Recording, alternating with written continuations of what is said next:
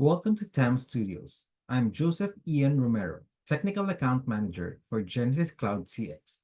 Today's topic is a much awaited feature that enables users to receive alerts or notifications when certain limits approach their predefined thresholds.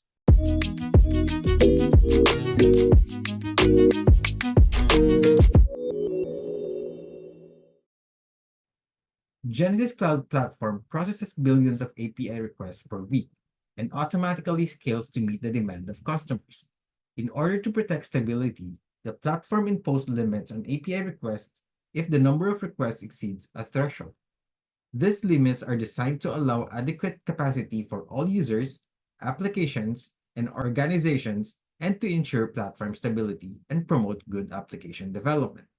Unfortunately, users currently lack proactive alerts and visibility when approaching counted limits, leading to potential API limit breaches and limited awareness of usage trends.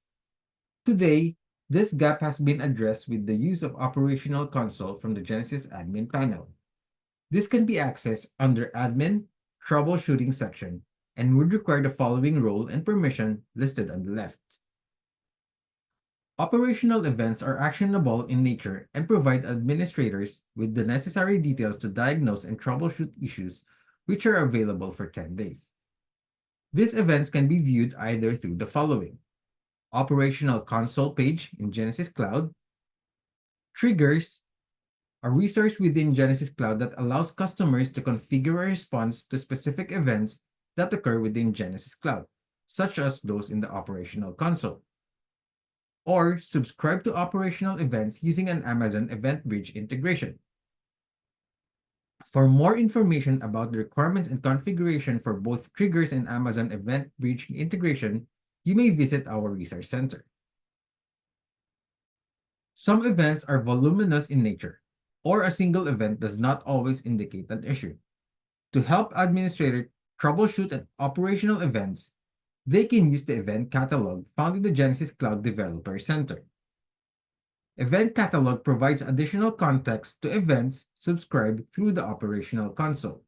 These unique events can be indicative of issues arising that could impact your operations. Once you receive the event code from the Operational Console, you can reference the below articles to take action. Included in the events are details outlining what the event means, suggestions on investigation, troubleshooting, and likely causes, which is intended to help you address the issues directly and thus reducing any impact to your environment. Currently, there are 4 pre-configured events to monitor if such thresholds are being met at a certain limit. These events can be viewed from the Operational Console depending on the limit reached, which are as follows. Limit 1. An event is emitted when an organization or user or entity in an organization has exceeded an alert threshold of 90% for a particular rate limit. Most events will have an entity ID in the JSON body, which is the unique element that the event is for. An event will only be emitted a maximum of once per hour for a unique entity. Limit 2.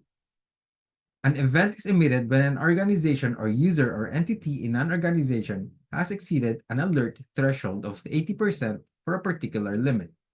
A counted limit is something that has a value that increases or decreases based on customer actions and is not reset on a time period. For a counted limit, an alert will be triggered first time 80% of the total allowed is hit. After 2 weeks, this alert can be triggered again. Limit 3. An event is emitted when an organization or user or entity in an organization has exceeded an alert threshold of 90% for a particular limit. And lastly, Limit 4. An event is emitted when an organization or user entity in an organization has exceeded an alert threshold of 100% for a particular limit. For a list of all namespaces and associated limits, you may visit Genesis Cloud Developer Center under Available Limits section. You may also reference which limit supports alert notifications through the Operational Events Enabled column. Now a short demonstration on how to use the Operational Console to view and troubleshoot operational events. To narrow event results, you may filter by date range.